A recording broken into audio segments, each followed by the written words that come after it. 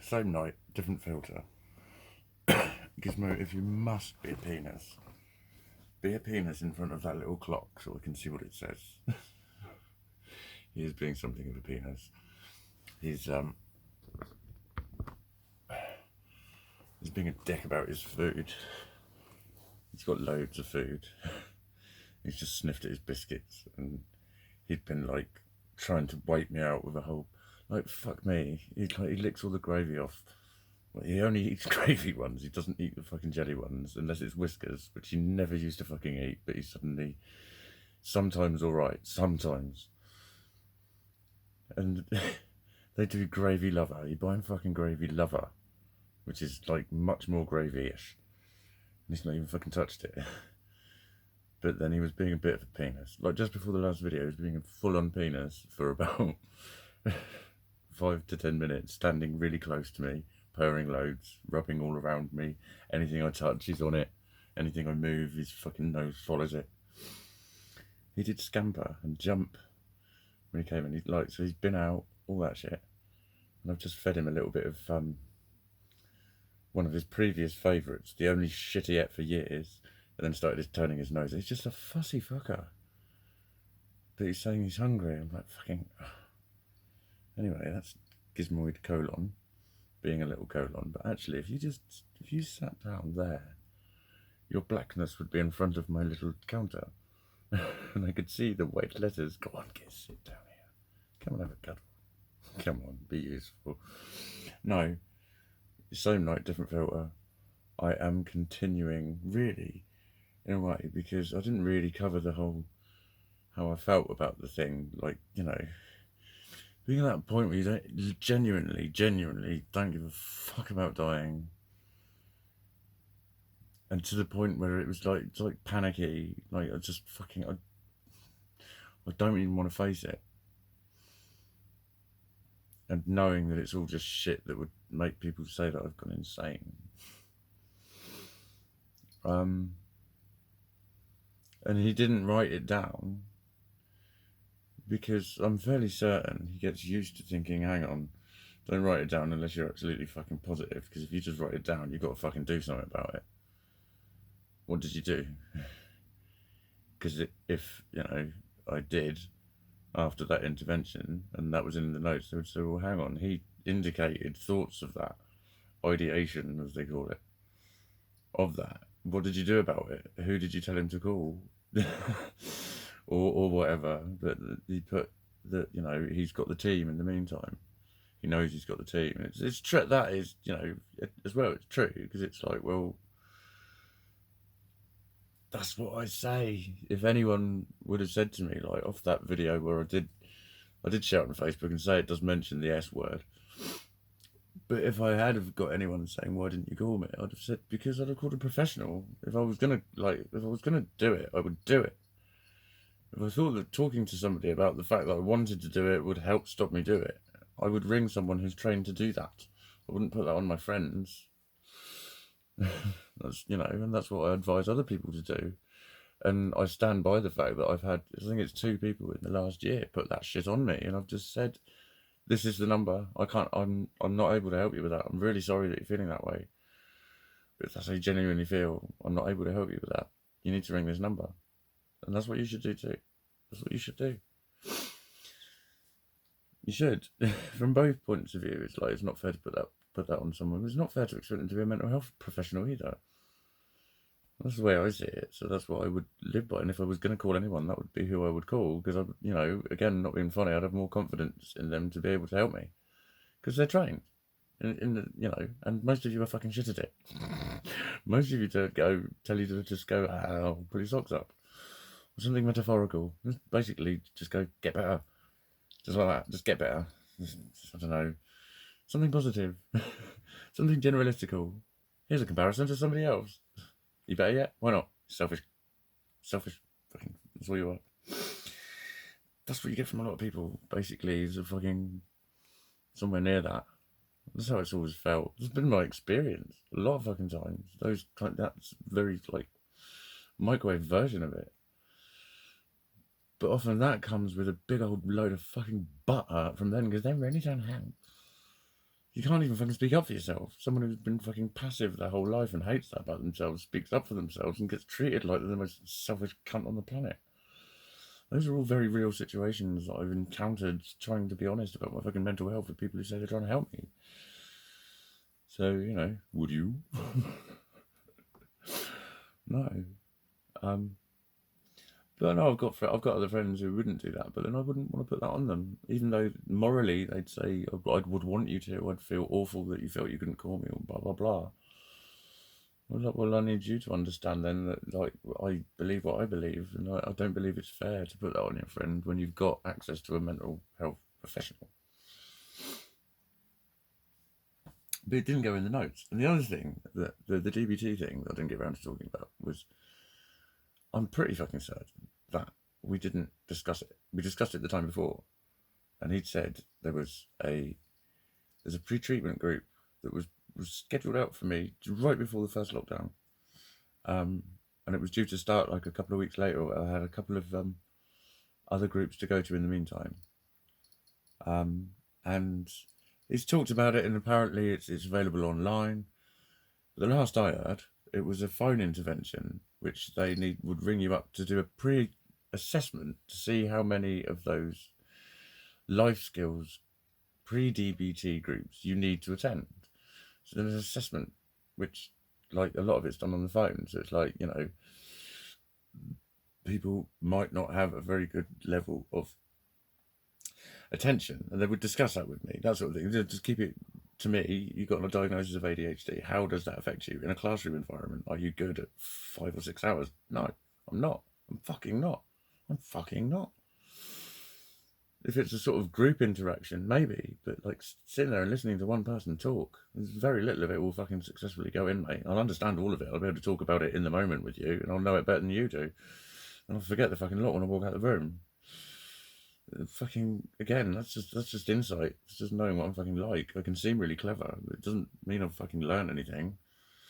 Don't go thinking I've learned fuck all, mate. So that's kind of the principle of it. It's just not happened. He didn't even discuss it, but it's in his fucking summary. I'm sure it's in his fucking summary. He was circling well there, Gizzy. It was like you were going to actually settle. Sometimes he has just been asking for a cuddle as well, haven't you, Cuddlesworth? Isn't that right, Cuddlesworth? They would put it on this really weird paper as well. Oh, that's not even it. That's my next appointment. There it is. It was there this whole very time. It's, where is it? Therapy. Has attended some workshops in relation to life skills group. No, I fucking haven't. No, I fucking haven't. Not in relation to... I attended some workshops, which I can't even remember the fucking name of them. But they were not the life skills groups. The life skills groups are the ones I've not fucking managed to access. I was due to wait for a letter, which they would make a phone appointment for me, because I said they might have called me and I wouldn't have answered if it was a withheld number. And he said it might have been. I said, well, I haven't had a voicemail, but I might have missed a phone call. Yeah. I'll chase it up. We didn't discuss it, and it's in here. It is in here, and we didn't discuss it. We didn't discuss LSG. I don't even know what that means. I might have forgotten what that means. Also, let me get this in. I might have lied. I'm like confabulated about whether I thought it was Dr. Bloopity or not. I think I did at first think it's just them doing a COVID thing. I might have put that in a video. Because as I said, I thought, did that really fucking happen? Again, it's an unquestioned. It's a memory that I don't quite fucking take with me. And I don't remember the name of the video, but I'm pretty sure that's what I actually said. You alright, darling? His bum resting upon me. No, it's his tail, that's better. Your tail's fine. You keep your bum to yourself, tucked into your smelly little tail. He's not down yet. Not quite down. Nowhere near. He could sometimes you stroke him and stand straight up again. Made that mistake before. He stands straight back up when you stroke him. Oh, you ruined my moment. Anyway. Yeah, I didn't. Life skills group. It did not fucking happen. I've not been in a position to take it forward because they haven't fucking got in touch with me. Like you said they would. Which is the same as my fucking leg. Oh, actually, yeah, I've just thrown it away, and fuck it, I can't be bothered to go and retrieve it. Cuddlesworth will restand if I should. But he did in the summary mention that it also affects my back. I think he mentioned just my back, and that I feel that one leg's shorter than the other. It just fucking is, mate. It just fucking is.